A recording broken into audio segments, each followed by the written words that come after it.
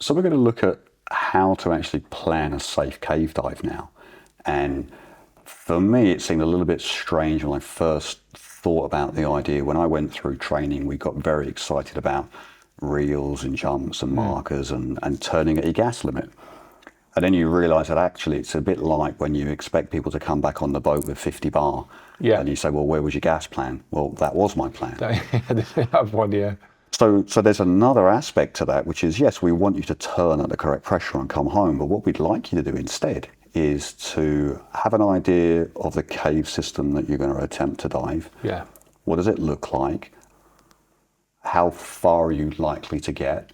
If you know what your breathing rates are, if you know the typical profile of the cave, you can estimate where you might find yourself. Yeah. And then by looking at the map, you can figure out, well, what does the passage look like on the way there?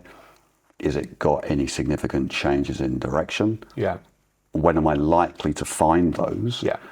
So what you can do now is you can build for yourself, a mental map of the place that you're going to.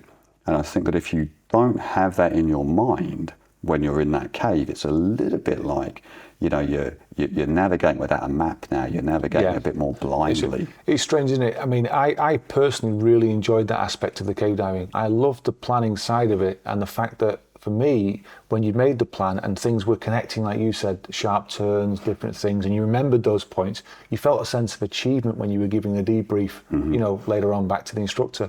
So I really, like I say, enjoyed it. I like the fact as well that you definitely analysed your gas when you got to the way you wanted to get to. So you might have a little goal in mind. Didn't always get there, but sometimes you did. And then on the way out, you got to compare that gas used, and especially if you'd had some problems like zero visibility to contend with, you kind of were really proud of yourself that you'd used the same gas in and out, and the time was similar as well, but you handled the problem as well. So there is that sense of achievement, and I think that cave divers going through training, it's actually a very enjoyable process. Well, I think also when you approach the planning for it, it's all, yes, you need to have your map and you need to have an idea of where you're going to get to, but there's an element of data that you need to have as a diver, right? You need to have an idea of your breathing rate. You need to have an idea of your swimming speed. Yeah. And in order to do that, well, you've got to write that stuff down. You've got to go and make a dive and you actually collect that information. And having collected that, I mean, let's just say you went in, your normal breathing rate, everything went well. And on the way out, say the time was very similar because there's not much flow in that cave. But let's just say that you noticed that when you compared the results, you'd actually used, like, say, a third more gas for your exit. Well, that's a bit concerning, isn't it? Because if you were really cool and calm on the way in, and you used more on the way out, and nothing had really happened, well, you could definitely say that you either fatigue could have been setting in, could have been some psychological issues, and you felt the pressure needed to get out of that cave. Maybe what happened is you'd gone that a little bit further than that day when that little guy on your shoulder was saying, please turn, and you just said, oh no, 5 more minutes, I've still got gas.